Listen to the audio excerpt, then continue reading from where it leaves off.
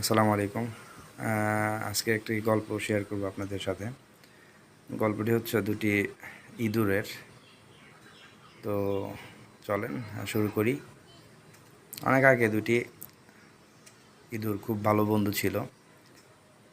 একটি শহরে এবং অন্যটি গ্রামে থাকতো। দুজনেই তাদের এলাকায় ভ্রমণকারী অন্য ইঁদুরদের মাধ্যমে নিজেদের খবর বিনিময় করত। একবার শহরের ইঁদুরটির ইচ্ছা হলো তার গ্রামের বন্ধুটির সঙ্গে দেখা করবে। সেই গ্রামের কিছু ইঁদুরের মাধ্যমে বার্তাটি পাঠালো। গ্রামের বন্ধুটি তার বন্ধুর দেখা পাওয়ার জন্য উচ্ছ্বসিত ছিল। অবশেষে সেই দিনটি এলো। সে তাকে স্বাগত জানানোর জন্য প্রস্তুতি নিয়ে ছিল।